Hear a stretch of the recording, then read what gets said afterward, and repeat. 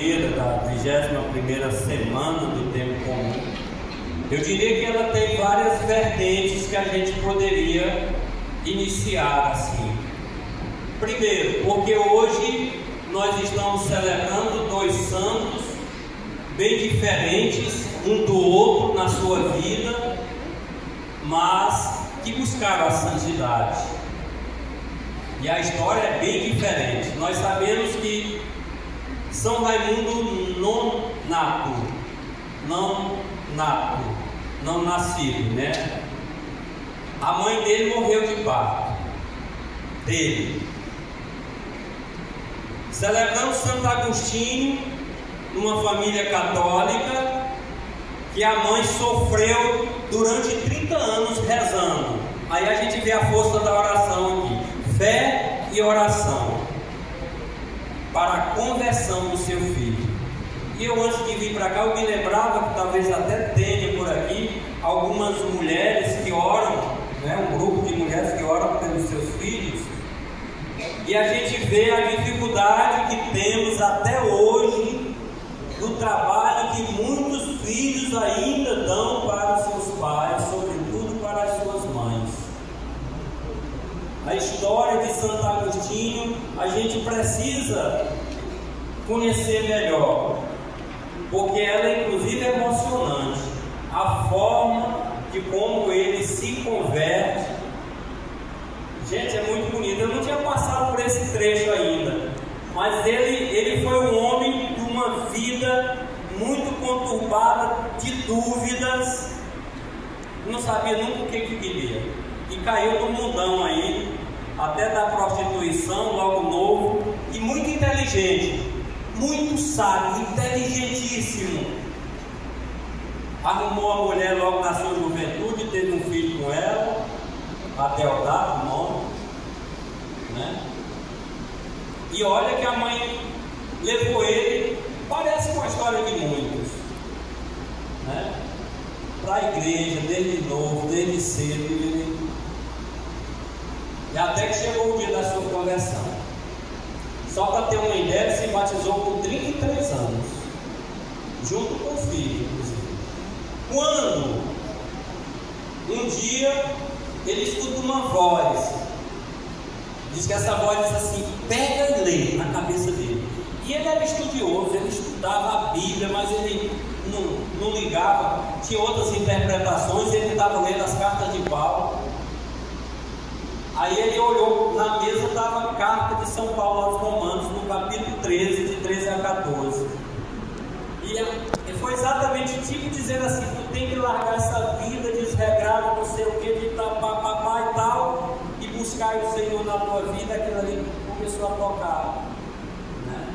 Aí teve os padres santos que ajudaram na conversão dele, sobretudo o que também é santo, o Ambrósio, né, que era bispo na época, e ele queria aprender a retórica, aperfeiçoar a sua retórica, e começou a se achegar. É uma história muito bonita, que terminou sendo bispo de Hipona no final da história.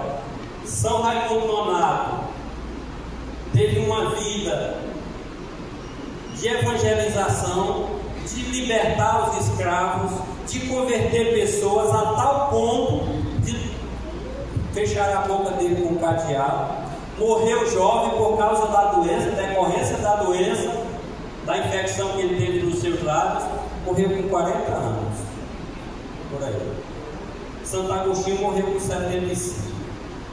Bem, aí a gente fala tudo isso e nós não vamos passar a noite aqui falando dos dois santos. Mas o que a liturgia tem para dizer para nós? O que nós vamos tirar do fino desta liturgia bonita de hoje? Fé, oração, vigilância. Fé, oração. Ontem foi dia de Santa Mônica, mãe de Santo Agostinho, que essa mulher não deixou de rezar. E ela disse no final da vida dela, quando ele se converteu, parecido o que Simeão disse lá quando pegou o menino Jesus, que era dia para ser apresentado. Quando Simeão pegou o menino Jesus, disse: agora eu já posso partir em paz. Pois a Santa Mônica disse a mesma coisa também. Agora eu posso partir em paz, né? Mas vindo para cá, para a nossa reflexão de hoje, como Paulo estava contente, Paulo estava alegre pela fé de uma comunidade. Como é bonito uma comunidade de fé, apesar das dificuldades, das tribulações da vida. Por que Paulo diz isso? Paulo se identificou muito com a comunidade dos colossenses, porém teve um grupo de judeus invejosos que fizeram um motim e criaram uma confusão, e ele precisou fugir de lá em direção de Atenas. E lá ele escreve. Ou depois Timóteo vai lá onde ele diz: olha, a comunidade está assim, tudo que você ensinou eles estão ligados lá. Ele ficou contente e escreveu essa carta. Gente, essa carta, não sei se você prestou atenção na íntegra, é muito linda a carta, como eles se manifesta para aquela comunidade, a alegria que ele tem de falar para ela, e o desejo dele é de voltar lá. A gente escutou aqui no final, inclusive, que ele vai falar que essa comunidade ela tem que ficar viva até na vinda do Senhor, na sua escatologia, né? Para dizer exatamente assim, ele vai dizer aqui, deixa eu ver se eu pego aqui do ano né? Ele vai dizer no fim, vou pegar só o fim, que assim ele confirma os vossos corações numa santidade sem defeito, aos olhos de Deus, nosso Pai, no dia da vinda de nosso Senhor Jesus Cristo, como todos os seus santos. E aí encaixa no Salmo, né? Porque o Salmo de hoje vai dizer exatamente assim: vós fazeis voltar ao pó todo mortal, quando dizeis: voltai ao pó, filhos de Adão, pois 1000 anos para vós são como ontem, qual vigília de uma noite que passou. Ensina-nos a contar os nossos dias e dai ao nosso coração sabedoria. Isso é para dizer que do Evangelho de hoje é para falar exatamente também dos tempos finais. Nós estamos no capítulo 24 de Mateus, até onde a gente estava no capítulo 23 dos ais, hipócritas, cegos, guias cegos, língua por fora e por dentro está sujo, e por aí foi. Ele agora entra no capítulo 24 de Mateus, é o capítulo também dos tempos derradeiros, dos tempos finais. Aqui ele vai dizer que surgirá no fim dos tempos terremotos, guerras, falsos profetas, e que nós temos que estar atentos, vigilantes. Olha, isso é uma lapada para nós. O jeito que vai dizer, ele vai falar ali de empregado, o empregado que acha que o Senhor está demorando, que eles vão brincar, tomar cerveja, bater nos outros, etc. Isso é a nossa vida, isso é a nossa vida. Você que não busca Deus na sua vida, que você acha que ainda é cedo, não, depois eu vou, não, depois eu vou, eu ainda sou jovem. E aí você vai para a bebedeira, você vai criar confusão, e aí quando chegar o tempo pode ser tarde, porque o Senhor, quando ele vê, ele não vai avisar. E vai dar um exemplo do ladrão. Se você sabe que o ladrão vai na sua casa, você vai deixar ele roubar? Não vai, você se prepara, arruma uma espingarda dela, fica lá, para aparecer, você não deixa. Então você não sabe o dia que ele vem. Quem é empregado? Somos nós. Somos nós que somos o empregado do Senhor, e Ele nos colocou tudo à nossa disposição para sermos seus administradores. O pior é que muitas das vezes, amados irmãos e irmãs, nós estamos administrando mal os bens de Deus. E aí nós temos que ter cuidado com isso, porque se a gente administra mal, a conta vai chegar, e aí vai acontecer, vai ter choro e ranger de dentes, nós vamos ser expulsos. Não, eu não me quero mais trabalhando para mim, você não serve para ser o meu administrador. É mais ou menos nessa linha que Jesus vai advertindo aquelas pessoas que se aproximavam dele na sua caminhada em rumo a Jerusalém, né? Então nós precisamos ter muito cuidado, porque Ele é bom, Ele é misericordioso. Mas eu vim para dizendo que Ele é bom, mas não é bom. Bom, mas não é bom. E você às vezes quer enganar Deus, quer se dar bem nas coisas de Deus, usa a palavra de Deus para benefício próprio.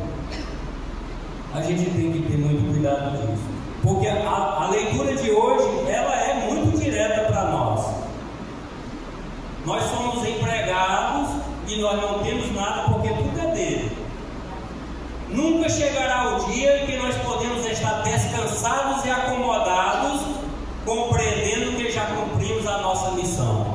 Ou seja, você quer ser cristão de verdade, é um caminho sem volta. Eu disse isso já várias vezes por aí nas minhas pregações. Você não pode carregar a sua cruz pela metade.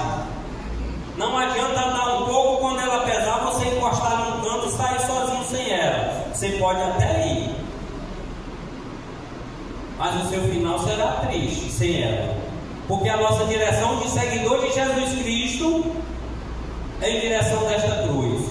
Parecido com a porta estreita do domingo, é a mesma coisa. Esforçai-vos para entrar na porta estreita, porque fácil é a larga, todo mundo entra com facilidade, não tem nem fila. Você já pensou muita gente querendo sair ou entrar numa porta estreita, a dificuldade que é? Um pressadinho, um empurra o outro e tal.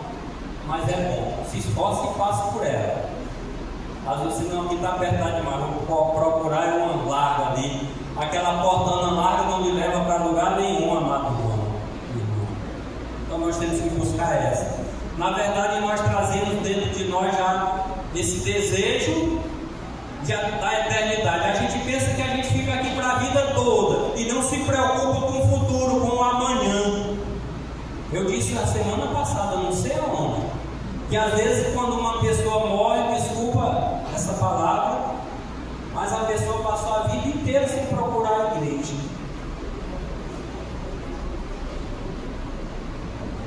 A vida inteira. Vamos para a igreja hoje? Vou não, amanhã. Eu celebrei do Gavião Real, eu até contei uma história lá da criancinha que foi chamada para evangelizar, que era pequena. E essa criancinha, eu não vou contar a história toda na íntegra, mas essa criancinha cresceu, queria casar, depois queria ter filho, depois ia criar o menino e já era avô e nunca aceitou o chamado da igreja. Então, às vezes nós somos assim. Eu ainda estou jovem, eu não posso hoje, amanhã quem sabe, talvez. E aí pode ser tarde.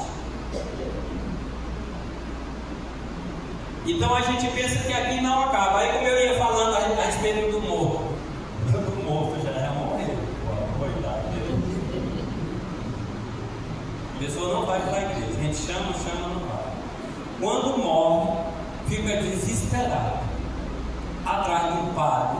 Se não tem padre, até o diácono serve para rezar. Rezar pelo defunto que morreu sem ter ido para a igreja. Gente, nós temos que buscar hoje, enquanto estamos vivos. A igreja, Deus é dos vivos.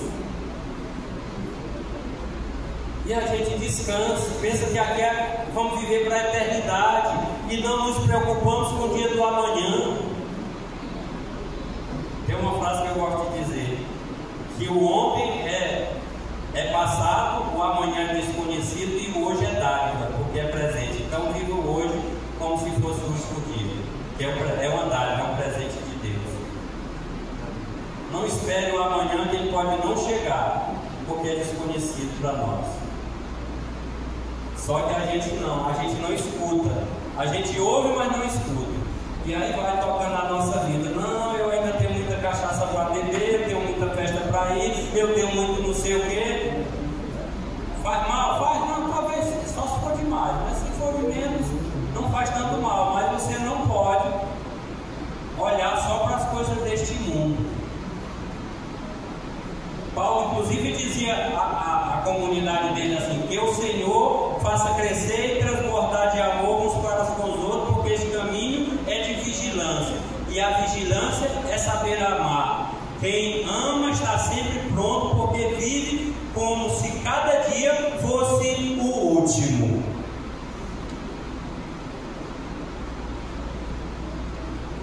Santo Agostinho, após a sua conversão, ele torna-se ali um servo fiel, usando sua inteligência e paixão só para servir a igreja. São Raimundo Nonato, por sua vez, viveu essa vigilância no arriscar da sua vida para libertar prisioneiros, sendo fiel à missão que Deus lhe deu. Até morrer com 40 anos, mas deu a vida pela palavra, não desistiu dela, não largou a cruz no meio do caminho. E nós, será que estamos prontos? Se o homem chegar hoje, como é que nós estamos? É melhor esperar para vir só amanhã, não é não?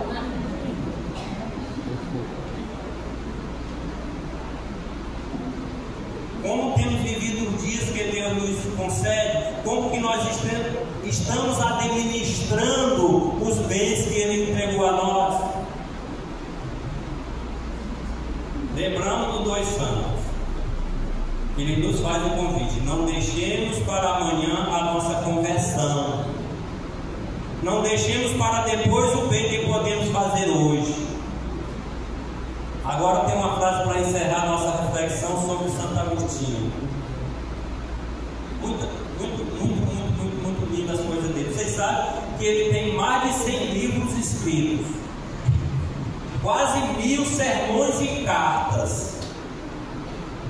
E aí tem um que ele disse assim, numa oração que disse assim: tarde me amei, onde ele descreve como Deus o chamou, rompeu sua surdez, brilhou com a sua luz e afoguetou sua cegueira, revelando-se no interior do seu ser. Ele diz assim: eis que habitava dentro de mim e eu te procurava do lado de fora. Ou seja, ele buscava as coisas do mundo, até se Deus estava no mundo e Deus estava já dentro dele, e ele que estava fora dele. Você entende? Então, muitas das vezes, amados irmãos e irmãs, nós ainda estamos fora de nós, mas Deus está dentro e esperando. Volte, bata a porta em você mesmo, abra a porta e entre. Ele está lá. Ele diz assim: tarde te amei, beleza tão antiga e tão nova.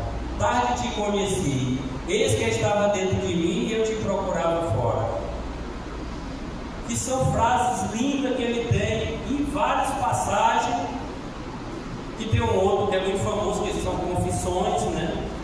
Precisa a gente conhecer mais a história de Santo Agostinho. Santo Raimundo Nonato todo mundo já conhece. Sabe o que foi que ele fez? E a busca que ele teve para a libertação daquele povo, até dar a sua vida e querer calar a boca dele, mas mesmo no silêncio ele pregou a palavra.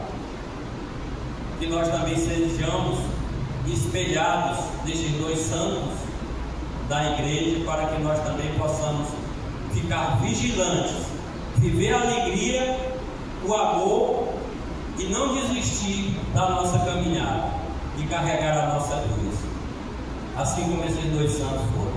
Louvado seja o nosso Senhor Jesus Cristo.